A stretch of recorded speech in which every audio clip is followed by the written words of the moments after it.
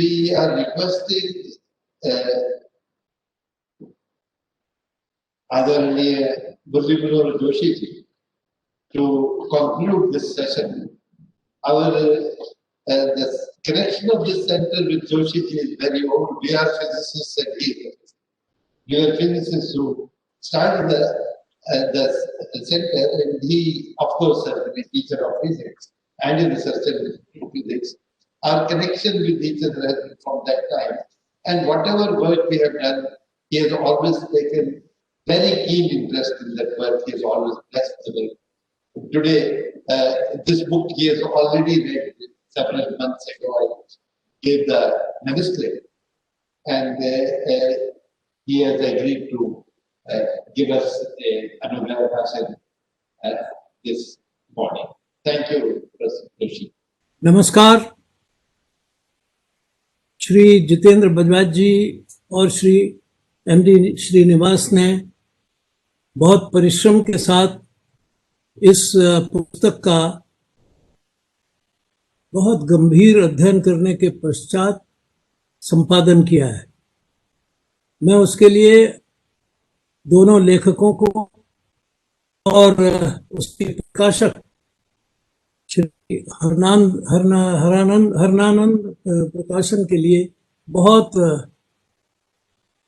हृदय से आभार व्यक्त करता हूँ, बधाई देता हूँ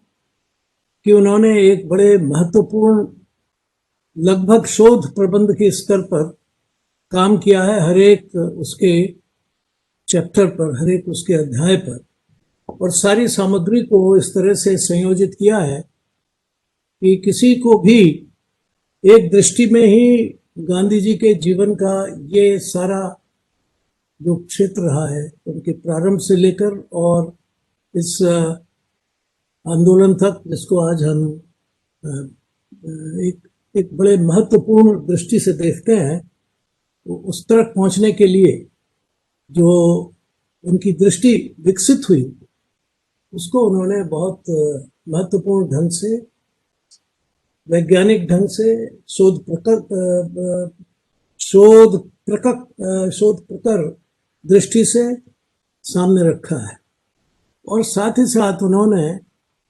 इस दृष्टि का एक विस्तार भी किया है कि हम जब गांधी जी को समझते हैं, समझना चाहते हैं, तो वो उनके हिंदू होने का या हिंदू कहने का या अपने को हिंदू समझने का उत्स क्या है, कहाँ से वो यात्रा शुरू हुई और कहाँ तक पहुंची, और दुनिया में उसे किस रूप में देखा गया। अभी आपने एक बड़े विद्वान हमारे प्रोफेसर का वक्तव्य सुना, उन्होंने कुछ प्रश्न भी उठाए। आज तो अवसर नहीं है उन पर विचार करने का, क्योंकि समय भी समाप्त होने जा रहा है और इसके बाद भी अभी अन्य सत्र होंगे जिसमें विभिन्न मैं समझता हूँ शोध परक आपके सामने आलेख प्रस्तुत किए जाएंगे या भाषण हो। मैं तो ये देखता हूँ कि गांधी जी के इस स्वरूप को समझने के लिए उनके देहांत के पश्चात, उनके दुखद देहांत के पश्चात, जो टाइम्स ऑफ लंदन ने जो एक बात कही थी, वो हमें याद रखनी चाहिए कि उनके संपादकीय में, जहाँ तक मुझे याद है, ये लिखा गया था कि नो कंट्री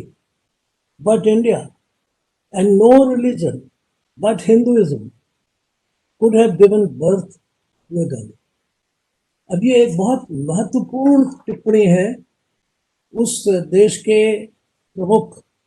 समाचार पत्र की, जिसमें गांधी जी संघर्ष थे। उनके इस मूल प्रवृत्ति को और इन दोनों बातों को यदि जोड़कर देखा जाए, उसने कहा कि no country and Hindu religion, इन दोनों में ही ये शक्ति थी कि वो गांधी जी जैसे महापुरुष को विश्व पटल पर स्थापित कर सके और दुनिया के सामने उनका चरित्र रख सके। उनको के लिए लोगों ने ये भी कहा, जहाँ तक मुझे याद है, बिल ड्यूरान है, कि हमारे सामने तो ऐसा लगता है कि एक विचित्र घटनाक्रम हुआ है, एक चमत्कार हुआ है कि जिसमें एक संत ने एक क्रांति कर दी। क्योंकि पश्चिम की जो क्रांति की, रिवोल्यूशंस की दृष्टि है, वो गांधी जी की जो संत प्रवृत्ति है उससे मेल नहीं खाती। पर वो ये समझ गए थे कि संत भी यदि सही संत है तो वो क्रांति कर सकता है, क्रांति ला सकता है, और केवल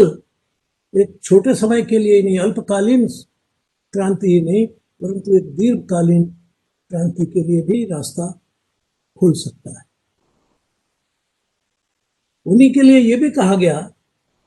कि he lived, thought and acted inspired by the vision of humanity which evolved from his own internal tapasya or his own internal efforts to bring out a certain sort of revolution, if not evolution in this sense, but revolution in the human civilization, human society. तो ये आप देखें कि जो विभिन्न उस समय के महत्वपूर्ण लोग थे उस समय के, उन्होंने तब कहा था, लेकिन अब भी पिछले दिनों हमारे यहाँ श्री ओबामा पधारे, तो उन्होंने कहा कि मैं ये कह सकता हूँ कि मैं आज जिस स्थान पर हूँ, पहले तो वो वहाँ के अध्यक्ष थे, प्रेसिडेंट थे, तो मैं वहाँ इसीलिए हूँ क्योंकि महात्मा गांधी इस दुनिया में हुए थे, भारत में हुए थे, भारत में आकर उन्होंने कहा, फिर बाद में उन्होंने उसको और स्थानों पर भी कहा। लेकिन ये एक दृष्टि थी कि एक व्यापक सांस्कृतिक भावना, एक भावभूमि उन्होंने तैयार की कि जिसका परिणाम 47 के बाद आज तक, इतने साल के बाद भी किसी एक देश की राजनीति को, वहाँ के समाज को, वहाँ के दृष्टिकोण को प्रभावित करता है। अब सवाल उठता है ये भावना उनमें आई कहाँ से? इस देश में बहुत सारे इस देश के मूर्धन्य नेता हुए जिन्होंने देश की आज़ादी के लिए संघर्ष किया। कई बार ये कहा जाता है कि उनकी प्रेरणाएं बाहर से थीं, या उन्होंने जो विदेशों में अध्ययन किया, ऐसे लोगों ने जो बाहर थे और लौट कर आए और इस देश के लिए उन्होंने सब कुछ किया। कई बार कहा जाता है कि गांधी जी भी उसी प्रकार की श्रेणी के थे कि वो जब यहाँ से बाहर गए और वहाँ उनको कुछ अनुभव हुए तो जाकर उन्होंने यहाँ उसके आधार में, उसकी भावभूमि में, उसकी पृष्ठभूमि में कुछ किया। यानी एक तरह से वो एक प्रतिक्रिया से जूझ रहे थे। मैं समझता हूँ कि ये उनके बारे में ये विचार बहुत ही सतही होगा, क्योंकि मैं ये मानता हूँ कि, और जैसा कि इस पुस्तक को पढ़ने से आप सबको लगेगा कि गांधी जी के जन्म से ही, प्रारंभ से ही उनके मन में जो कुछ संस्कार पैदा हुए, उनके माता पिता ने दिए, उनके अभिभावकों ने दिए, उनकी नर्स ने दिए, यहाँ तक कहा उन्होंने कि मुझे जो ये भक्ति के भाव और जो इस प्रकार की प्रेरणा मिली, उसमें मेरी नर्स का बहुत हाथ था। तो उन्होंने कहा है कि जब उनसे कहा गया कि भाई आप ये एक प्रश्न किया, मेरा ख्याल है जहाँ तक, या तो एंड्रूज ने किया था और किसी ने उस समय किया था कि भाई ये आप क्या कर रहे हो? आप कभी तो सत्याग्रह की बात करते हो, कभी अंग्रेज़ों के खिलाफ लड़ने की बात करते हो, कभी आप दुनिया में से अछूत को और इस सोशलिज्म को मिटाने की बात करते हो। वह आप एक बात पकड़ो, एक ही चीज़ पकड़ लो। अगर आप केवल इतना ही करें कि आप अछूतोद्धार या समाजोद्धार करें और बाकी काम और करें, तो गांधी जी ने जो उत्तर दिया मैं समझता हूँ अपने आप में महत्वपूर्ण है। उनकी सारी आंतरिक जो भावनाएं थी और उनके अंदर का जो एक कहना चाहिए सत्व था, उसको प्रकट करने वाली थी। उन्होंने कहा था कि my life is not an indivisible whole, it is a complete whole. ये ऐसा नहीं है कि कहीं से उसमें सत्याग्रह हो रहा है, कोई मेरे जीवन का अंश जो है वो मुझे अंग्रेज़ों के खिलाफ लड़ने के लिए या स्वाधीनता के लिए प्रेरित करता है, या कभी मैं, उसको लोग कहते हैं कि मैं हिंदू मुस्लिम यूनिटी का ही काम करूं, मैं उसके लिए करूं। कभी कोई कहते हैं कि आप और भी कोई समस्याएं ले सकते हैं, किसानों की ले सकते हैं। तो आप एक को ले लीजिए, बाकी को छोड़ दीजिए। तब उन्होंने कहा था कि मेरा जो जीवन है वो समग्र है, ये कंपार्टमेंटलाइज नहीं है, ये विभक्त नहीं किया जा सकता, ये संयुक्त है, संपृक्त है, ये इंटीग्रेटेड है, इसको मैं खंडों में नहीं बांट सकता। मैं समझता हूँ कि ये एक बहुत मौलिक दृष्टि थी और बहुत पहले से ही उनके जीवन में थी, क्योंकि उन्होंने ये भी कहा है कि भाई मैं कई बार ये समझता हूँ कि मैं जो कुछ कर रहा हूँ उसी से हिंदुइज्म की भी रक्षा होगी, और मैं वो इसलिए कर रहा हूँ क्योंकि मेरे अंतःस्थल में हिंदुत्व, हिंदुइज्म, जो भी उसको नाम दें आप, वो समाया हुआ है। और ये समाया हुआ मेरे बहुत बचपने के जो संस्कार थे वहाँ से शुरू हुआ। और इसलिए मैं ये कह सकता हूँ कि मैं ये नहीं कह सकता कि एक वक्त तो मैं राम का भजन करूँ और दूसरी वक्त मैं सत्याग्रह जाऊँ और फिर तीसरे दिन मैं किसानों के लिए जाऊँ। नहीं, मैं समझ हूँ जो कुछ है वो सब इकट्ठा है, वो अलग अलग करके नहीं किया जा सकता। और मैं समझता हूँ कि ये जो बात उन्होंने कही थी और जो ये उनके जीवन की दृष्टि थी, ये उनके अंदर के हिंदू जीवन की बड़ी प्रमुख दृष्टि थी, महत्वपूर्ण दृष्टि थी कि जीवन को आप खंडों में, टुकड़ों में नहीं बांट सकते। समाज को, जीवन को, सृष्टि को, समष्टि को आप अलग अलग करके नहीं देख सकते। ये एक पूरा समवाय है, ये पूरा, जिसको आजकल कई आप होलिज्म है, होलिस्टिक व्यू है, वो शुरू से ही कहते थे कि नहीं, मैं तो जो कुछ हूँ वो समग्र हूँ, मैं उसको बांट नहीं सकता। तो ये जो एक बड़ी बात है, जो आप और लोगों के साथ देखें तो खंड जीवन से, खंड दृष्टि से वो लोग सराबोर दिखाई देते हैं। महात्मा जी, गांधी जी, वो उस खंड दृष्टि से दूर थे, वो समग्र दृष्टि के मानने वाले थे और उसके लिए ही वो सारा काम कर रहे थे। उन्होंने इसी दृष्टि से, अगर उनकी भावना को देखें तो उन्होंने जिन सिद्धांतों के लिए और जिन स्थापनाओं के लिए काम किया था, वो स्थापनाएं उन्होंने सारे विश्व की दृष्टि से की। यद्यपि वो कहते थे कि मैं जो कुछ हूँ, मेरी भूमि यहाँ है, मैं इससे जुड़ा हुआ हूँ, इसके परिप्रेक्ष्य में काम कर रहा हूँ, उसके संदर्भ में काम कर रहा हूँ, लेकिन ये संदर्भ केवल यहीं तक के लिए नहीं है, ये बड़े संदर्भ में मैं इसको सोचता हूँ, और जो मैं कर रहा हूँ यहाँ, उसका उपयोग और प्रयोग सारे विश्व में किया जा सकता है। तो इसलिए उन्होंने एक, जिसको कहिए प्रयोग, वो तो भारत भूमि में करके दिखाया, लेकिन वो प्रयोग समूचे विश्व की दृष्टि से था। और ये जो उनकी अंतरात्मा की पुकार थी एक प्रकार से कि मैं क्या हूँ, वो यहाँ से थी। अब सवाल ये उठता है कि गांधी जी को बहुत सारे लोग ये कहते थे कि वो राजनीति में धर्म को ले आए। अब सही बात यह है कि धर्म क्या है, इसको भी आजकल की भाषा में लोग तरह तरह से बोलते हैं। पश्चिम में जो दृष्टि है, जैसे यहाँ हमारी समग्र दृष्टि है, वैसी पश्चिम की दृष्टि ये एक खंडित दृष्टि है। वहाँ जीवन को खंडों में बांटकर देखा जाता है। और पिछले 200-300 साल में इस दुनिया में विज्ञान गया और उसका जो मूल सूत्र हुआ वो खंडित दृष्टि ही थी, पता नहीं थी, क्योंकि जिन सिद्धांतों पर जिन्हें आज की पश्चिमी सारी दार्शनिकता, वैज्ञानिकता, अर्थशास्त्र, युद्धशास्त्र, जो भी कुछ कहें, उसका जो मूल उत्स है वो रेने देकार्त और उससे संबंधित जो अन्य वैज्ञानिक थे, जिन्होंने मैटर और माइंड में भेद किया, अर्थात जिन्होंने जीवन और जीवित और अजीवित, ऑर्गेनिक एंड इनऑर्गेनिक, इन लोगों में, इन चीज़ों में भेद किया। ये सवाल बहुत महत्वपूर्ण है और गांधी जी इस बारे में बहुत स्पष्ट थे। उनको लगता था कि जो पश्चिम की दृष्टि है, खंडित दृष्टि है, ये विनाशकारी है। ये केवल भारत के लिए नहीं है विनाशकारी, ये उनके लिए भी विनाशकारी है जो इस दृष्टि से सृष्टि चलाना चाहते हैं। और ये बात है जो मैं समझता हूँ इस पुस्तक को पढ़ने से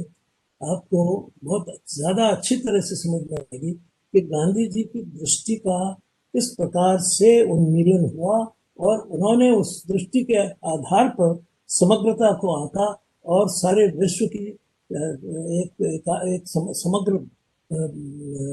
सृष्टि को देखने की चेष्टा की और बताने की चेष्टा की। प्रयोग यहाँ है, वो होना जरूरी है, लेकिन ये केवल सीमित नहीं है, ये व्यापक है। और समाज हमारे पूरे ब्रह्मांड के लिए अगर न भी कहा जाए तो इस सृष्टि के लिए, जिसको हम अपनी सृष्टि कहते हैं, अब हमारा अपना प्लेनेट कहते हैं, उसके लिए तो ठीक है ही। और इस दृष्टि को उन्होंने हर जगह, एक बार किसी ने कहा कि गांधी तो बहुत अपने आप को छोटा और जीवन के बहुत कम साधनों से अपने आप को रखना चाहते हैं, मिनिमलिस्ट। तो ये उन्होंने कहा हाँ, हो सकता हूँ, लेकिन ये भी तो देखिए आप कि इस दुनिया में कितना है और कितने लोगों के पास उसमें से कितना है और कितने लोगों के पास कितना है। कहा जाता है कि जब वो इंग्लैंड के बादशाह से मिलने गए थे तो उनके बीच में बादशाह के संबंध में के बीच में एक संवाद हुआ और उसमें गांधी जी की जो वेशभूषा थी उसके ऊपर मैंने टिप्पणी दी और कहा कि आपको इस देश में या इस इंग्लैंड में ठंड नहीं लगती। महात्मा जी ने बहुत अपने स्वाभाविक मजाकिया ढंग में भी और सही रूप में उस वहाँ की जो सभ्यता थी उसके ऊपर उन्होंने आक्षेप भी कर दिया कि महाराज आपके ऊपर जितने कपड़े लगे हुए हैं उसमें तो कई लोगों को ठंड में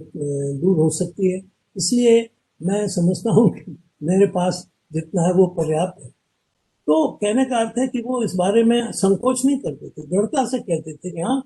मैंने कम कपड़े पहने हैं पर मैं समझता हूँ कि ये इतना ही जरूरी है, इससे अधिक लेने का मतलब नहीं है। और आप जो अपने वस्त्र धारण कर रखे हैं वो शायद अनुचित हैं, वो ठीक नहीं है, वो आपने है ना, उद्देश्य जो उनका बताने का था कि वो आप उसके पीछे एक शोषण है, एक संग्रह है, इसकी भावना है।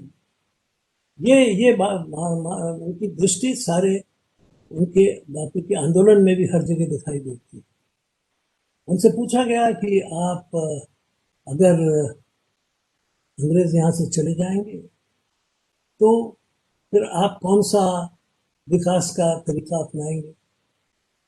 तो उन्होंने कहा था कि भाई ये जो अंग्रेजों के विकास का तरीका है इसमें उस एक ब्रिटिश राज्य ने, ब्रिटिश साम्राज्य ने आधी दुनिया को एक तरह से उसका शोषण करके उन्होंने अपने को बनाया है। तो अगर मुझे उसी रास्ते पे चलना होगा तो भारत को इंग्लैंड की तुलना में कितने प्लैनेट्स का, कितनी पृथ्वी का, कितने हमारे इस संसार का दोहन करना पड़ेगा, मैं उसके खिलाफ। अर्थात उन्होंने बहुत स्पष्ट कहा कि विकास की जो उनकी अवधारणा है वो मूल जहाँ से आई है, उनकी जो मूल प्रवृत्ति है, जहाँ से वो विकसित हुए हैं, जो उनका जीवन का प्रारंभ रहा है, जो उनके संस्कार रहे हैं, जो भारत की भूमि से जुटे हुए हैं, भारत की दृष्टि से जुटे हुए रहे हैं। तो उन्होंने कहा कि नहीं, मुझे वो नहीं चाहिए, जो मैं तो जो मेरी भारत की दृष्टि है उस दृष्टि से विकास क्या हो सकता है, क्या होना चाहिए, मैं उसको चाहता हूँ, मैं उसको सारे विश्व के लिए कल्याणकारी मानता हूँ। तो ये जो उनकी दृष्टि थी, ये मैं समझता हूँ उनके इस, अगर आप इस पुस्तक को गंभीरता से देखेंगे तो उनके जीवन के उस काल में जो इस पुस्तक के से संदर्भित है, आपको पता लगेगा कि कैसे कैसे कैसे कैसे वो धीरे धीरे और फिर आगे चलकर बड़े पुरुषार्थ के साथ, बड़े बड़े जिसको कहते हैं आवेश के साथ भी वो उस तरफ झुक गए। और मैं ऐसा समझता हूँ कि ये दृष्टि का भेद समझना बहुत जरूरी है, क्योंकि आज जिस फलक पर दुनिया तक खड़ी हो गई है उसमें अगर विश्व को बचाना है तो हमें ये जो दृष्टि है गांधी जी की कि महाराज आपके पास इतने कपड़े हैं, मेरे लिए जितना है वही पर्याप्त है, ये बड़ी गूढ़ दृष्टि थी। उसको फिर से जागृत करने की आवश्यकता है कि हमारे विश्व में अगर आपको सुख, शांति, व्यवस्था चाहिए तो आपकी व्यवस्थाएं कैसी होनी चाहिए, क्या वो शोषण पर आधारित या संग्रह पर आधारित होनी चाहिए, और या फिर वो दूसरी दृष्टि से, समग्रता की दृष्टि से प्रेरित होनी चाहिए। क्या विश्व को देखने का ये जो रैशनलिस्ट दृष्टिकोण है वो सही है या जो समग्रता का दृष्टिकोण है वो सही है, और गांधी जी के जीवन में किस प्रकार ये समग्रता की दृष्टि बढ़ते बढ़ते बढ़ते उनको एक अंतर्राष्ट्रीय स्तर पर मान और उनकी जीवन दृष्टि को ग्राह्य जिसने बनाया, मैं समझता हूँ उसका बहुत सुंदर विवेचन और बहुत अच्छा संकलन इस पुस्तक में हुआ है। मैं उनके लेखकों को और उनके प्रकाशकों को फिर से बधाई देता हूँ और ये आशा करता हूँ कि ये पुस्तक काफ़ी लोकप्रिय होगी और पढ़ाई जाएगी। इतना मेरा अनुरोध है कि अगर इसके कुछ खंड में से कुछ बहुत सही ऐसी घटनाएं जो हमारे विद्यालयों में भी कम से कम जो छोटी कक्षाओं के विद्यालय हैं वहाँ भी ले जाई जा सकें और जिससे ये पता लग सके कि आधुनिक जीवन के विरुद्ध जो गांधी जी खड़े हुए थे तब से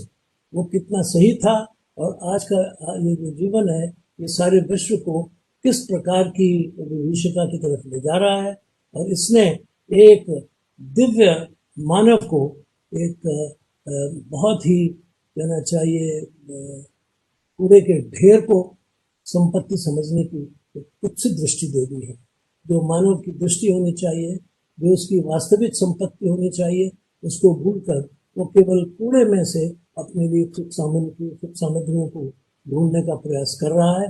ये बात हमारी समझ में आनी चाहिए और मैं समझ रहा हूँ कि कुछ दुनिया के कुछ अर्थशास्त्री भी इस तरफ आगे बढ़ रहे हैं। वो भी आगे बढ़ेंगे तभी जब ऐसे साहित्य का हम बहुत से बहुत मात्रा में प्रयोग करेंगे। भारत में के लिए तो शायद आपको भिन्न भिन्न भाषाओं में भी इसको लाना पड़ेगा, कम से कम इसके अनेक खंड तो इसी तरह से करने पड़ेंगे, क्योंकि अभी भी भारत में अंग्रेजी का जो प्रभाव है वो उतना नहीं है जितना कि समझा जाता है। लोग उसको ज़्यादा पसंद करेंगे अगर हम इस रूप में करें, और मेरा भरोसा है,